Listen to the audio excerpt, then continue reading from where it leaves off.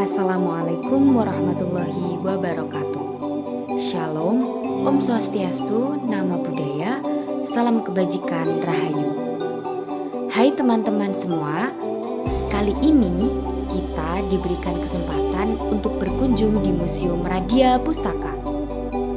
Museum Radya Pustaka sendiri adalah museum tertua di Indonesia yang sudah berdiri sejak 133 tahun lalu. Pada 28 Oktober 1890. Radya Pustaka sendiri memiliki arti perpustakaan keraton. Museum Radya Pustaka merupakan museum bersejarah yang menyimpan cerita masa lalu yang berkaitan dengan kota Solo, seperti naskah-naskah perjuangan dan naskah-naskah peninggalan kerajaan. Di museum tersebut juga terdapat beberapa koleksi-koleksi peninggalan berupa tulisan, sastra, patung, dan peninggalan lainnya yang bertuliskan Sanskerta dan huruf Pallawa. Hal yang menarik dari Museum Radya Pustaka adalah banyaknya peninggalan-peninggalan bersejarah yang masih terjaga keasliannya. Selain itu, cerita sejarah di baliknya menjadi daya tarik tersendiri untuk dikunjungi oleh wisatawan dari dalam maupun luar daerah. Sebelum menjadi sebuah museum, dulunya tempat ini merupakan kediaman seorang warga negara Belanda yang bernama Johannes Bussela. Kemudian Museum Radya Pustaka juga mempunyai banyak koleksi yang terdiri dari pusaka adat, arca, buku-buku kuno seperti buku Mulangreh karangan Pakubuwono IV, dan wayang kulit.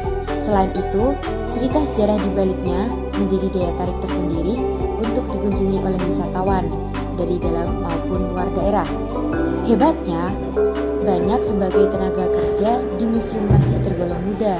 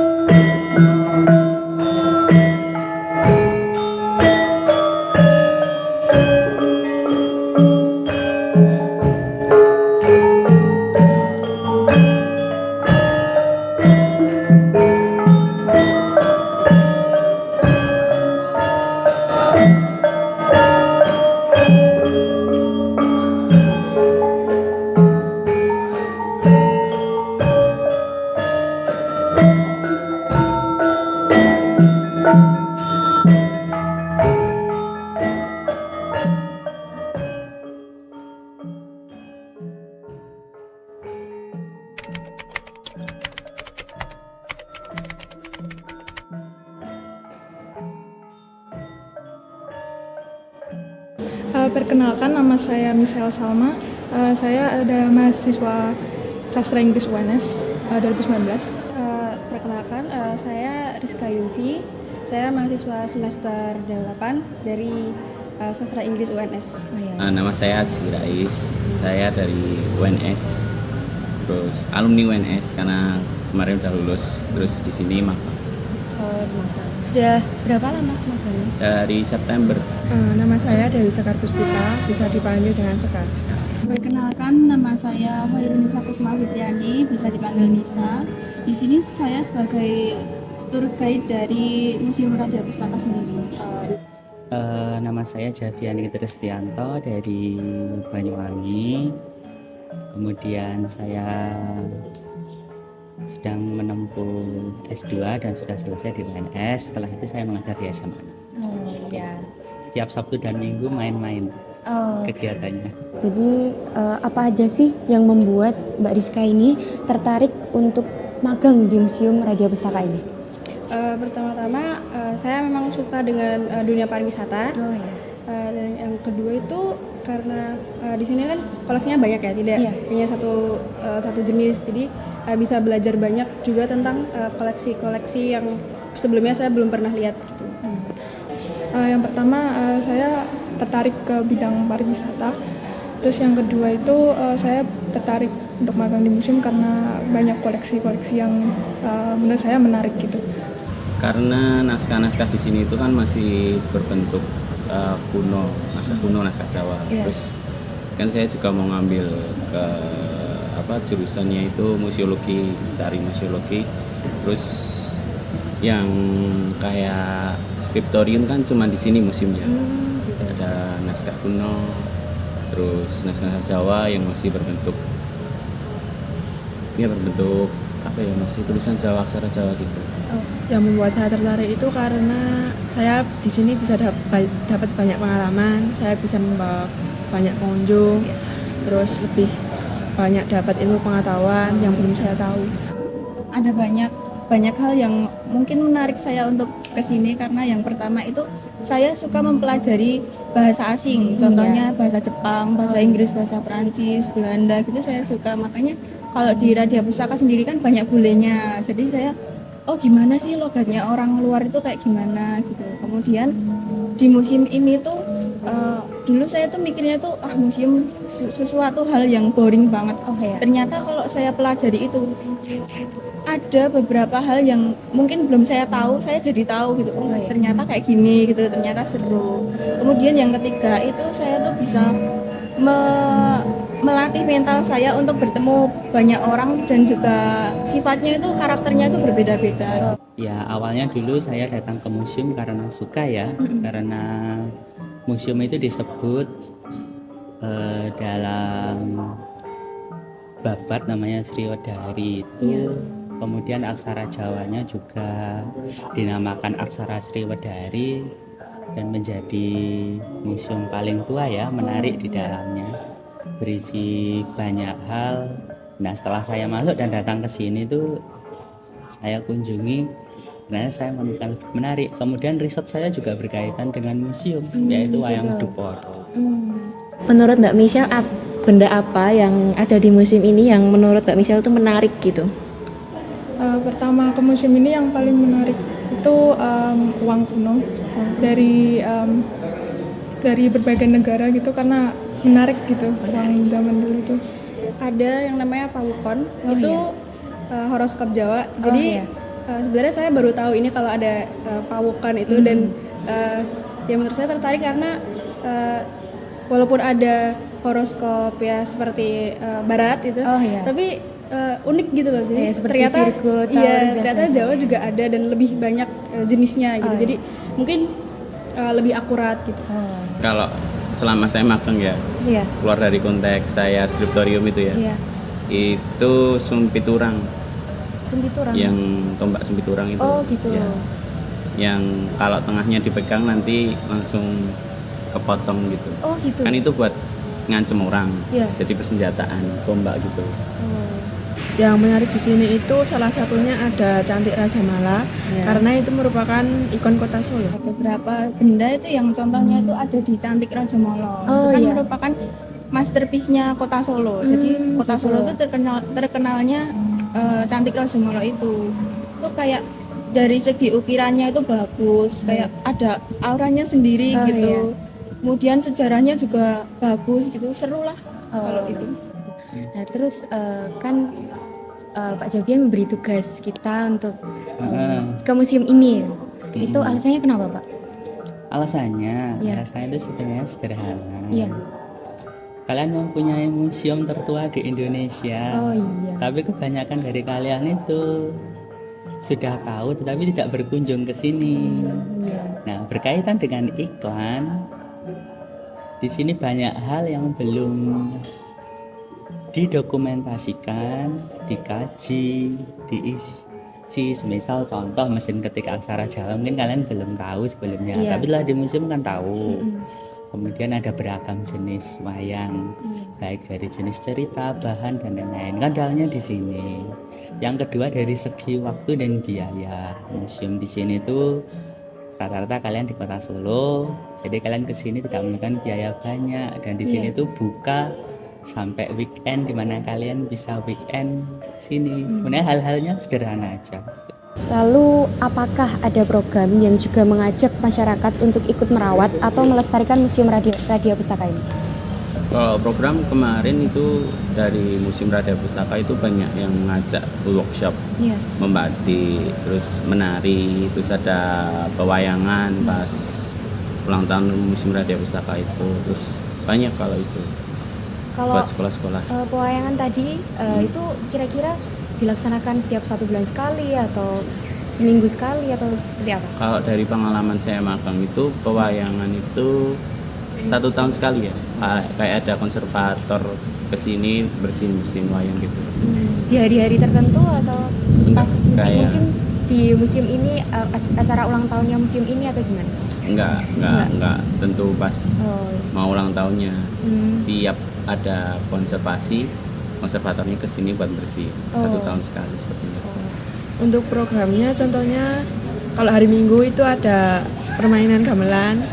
Ini jadi kita lebih melestarikan musik gamelan daerah Jawa. Terus ada melukis juga untuk anak-anak di Museum Radia Pustaka dan masih banyak lagi. Belajar bersama mengajak anak siswa-siswi SD untuk belajar bersama tentang Kota Surakarta. Kemudian belajar bersama juga tentang sejarah Museum Radia Pustaka. Kemudian ada melukis bersama juga. pesan apa yang mau Mbak Misha sampaikan ke generasi muda agar mereka itu lebih menjaga budaya-budaya Indonesia dan lebih tertarik menuju ke museum? Menurut saya ke museum itu sebenarnya nggak bosenin karena kalau dilihat-lihat lagi barang-barang yang di museum itu bukan cuma sekedar barang kuno, barang usang gitu, tapi ternyata itu sejarah di balik barangnya itu kalau bisa kita pelajari lagi tuh yang bikin menarik gitu. Ya mungkin sebagai anak muda mungkin kita bisa ke museum gitu biar bisa melestarikan budaya kita. Karena saya juga termasuk generasi muda ya. Itu pesannya mungkin sekali-kali main ke museum karena ya walaupun tempatnya tidak semodern bangunan-bangunan yang zaman sekarang, tapi itu di dalam itu terdapat banyak koleksi-koleksi yang memiliki banyak sejarah yang ternyata tuh kalau dikulik itu seru dan bikin kita bangga gitu. Saya pikir kalau generasi muda itu lebih ke digital mereka kalau sekarang. Jadi kalau pesannya itu ya datanglah ke museum sebelum benda itu hilang atau cuma jadi digitalnya aja. Jadi kita itu bisa nyaksiin bentuk fisiknya. Pesannya untuk generasi muda, ayo cintai budaya Indonesia, jangan lupakan sejarah karena budaya Indonesia itu lebih menarik dari budaya luar.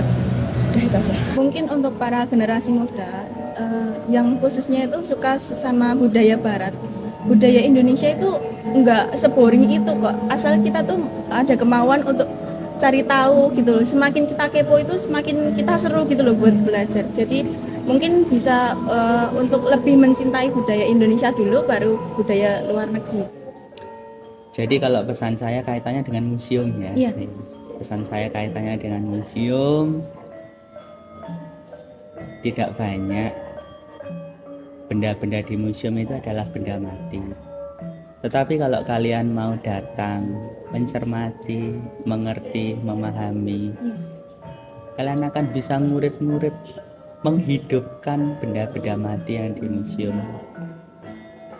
Dan memberikan sumbangsih tenaga dan pikiran. Jadi museum bisa bermanfaat tidak hanya sekedar ada penelitian, tapi dari berbagai lini. Berbagai lini itu setelah penelitian kalian bisa memberikan informasi, pesan, baik melalui teks maupun melalui video seperti ini kepada khalayak yang lebih banyak. Itu. Sebelumnya perkenalkan saya Intan Febrianti Nur Janati. Kami di sini dari SMA Negeri 6 Surakarta. Tujuan saya ke sini untuk tugas bahasa Jawa tentang dokumenter dari Museum Radia Pustaka ini. Nah, sebelum itu mungkin Bapak bisa perkenalan terlebih dahulu. Ya, saya perkenalkan, saya Toto Yasmiran. Di sini sebagai filolog, yaitu yang tugasnya tiap hari itu mengelola naskah kuno yang ada di Museum Radia Pustaka ini. Sudah berapa lama ya Pak ya? Saya di sini sejak 2014. Terus karena di sini sebagai filolog ya? Ya. Ya. Itu apa sih? Kenapa Pak Toto ini tertarik untuk menjadi filolog itu atau mempelajari pawukan ya Pak ya? Iya. Iya. Gini ya. Saya kebetulan ya di sini latar belakang pendidikan saya itu sastra Jawa, kemudian mengambil penjurusan yaitu di bidang naskah kuno, yaitu dengan mengambil program studi tentang filologi. Ya, jadi setiap harinya berkutat dengan naskah. Naskah itu buku yang masih ditulis dengan tulisan tangan, jadi belum diterbitkan begitu. Kemudian saya di sini memang sejak dulu ya, sejak masih kuliah itu punya cita-cita untuk bisa bekerja yang setiap harinya itu ngurusi tentang naskah. Nah, jadi ini sudah cocok gitu. Iya, sudah terwujud ya. Sudah terwujud. Kemudian untuk mengenai tentang pawukon, nah itu kebetulan juga saya itu orang tua saya itu dulu juga sering dimintai tolong orang untuk mencarikan hari baik untuk pernikahan. Jadi masalah weton gitu. Jadi sudah terbiasa gitu. Tapi dulu belum terpikir untuk mempelajari itu. Tapi setelah saya di museum ini baru kemudian saya diberi tugas oleh pimpinan untuk mengampu konsultasi pawukon. Jadi di sini saya juga di samping sebagai filolog juga sebagai konsultan mengenai pawukon. Gitu. Jadi banyak yang datang ke sini untuk mungkin kebanyakan tentang apa Pak? Menanyakan pawukon. Kalau tamu yang konsultasi tentang wuku itu biasanya misalnya ingin menyelenggarakan pernikahan. Nah, jadi untuk ijab itu pasti dihitung. Gitu. Dengan petung Jawa dengan yang namanya pawukon ini. Atau petung salakirabi namanya. Petung untuk perjodohan, untuk pernikahan. Kemudian ada juga untuk pindah rumah atau boyongan istilah jalannya. Gitu. Ya. Itu juga dihitung di arahnya kemana gitu. Nanti tepatnya di bulan apa, harinya apa, jam-jamnya itu juga ditentukan. Kemudian untuk mendirikan bangunan, nah itu juga perlu perhitungan. Orang Jawa masih meyakini kalau mendirikan rumah atau bangunan berarti masih banyak yang masih menggunakan petung Jawa seperti itu. Ada lagi yang untuk mendirikan usaha, misalnya membuat restoran atau mendirikan warung atau toko, itu pun banyak yang mencari dalam tanda kutip hari yang dianggap baik. Seperti itu. Jadi selama Pak Toto menjadi pembaca pawukon atau film di sini itu pengalaman yang paling menarik yang tak terlupakan itu apa Pak? Oh iya, ini jadi yang menarik bagi saya itu begini, hingga saat ini kan ternyata masyarakat Jawa itu masih lengket dengan petung itu kan. Nah, ini kadang-kadang begini, yang lucu itu gini, anak muda sekarang ya, milenial itu kadang-kadang mau menentukan ingin ke jenjang pernikahan itu setelah dicocokkan dia buka internet, itu ternyata tidak cocok kan. Nah dia akhirnya muntung seperti ngambek, ini kalau tidak cocok ini nanti gimana, apakah nggak jadi kan?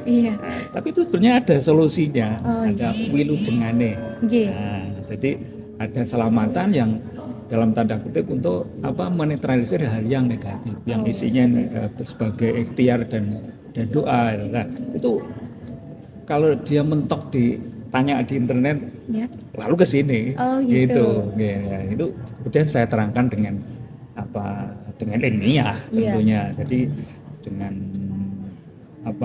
melihat latar belakang dia, kemudian dunia mudanya itu. Jadi saya tidak dalam hal ini tidak tergelincir ke hal-hal yang mitos, kemudian yang bukan Tuhan, Iya. klenik seperti itu enggak. Oh. Bisa diilmiahkan. Nah, ini sangat marah ini itu yang harapan saya ya ada generasi muda yang mau mempelajari gitu. Oh, Iya, gitu. Iya. Iya. Untuk pertanyaan yang terakhir itu Iya. pesan untuk generasi muda supaya lebih tertarik ke museum. Ya, ini ada pepatah Jawa mengatakan tresno jalaran saka kulino. Oh, iya.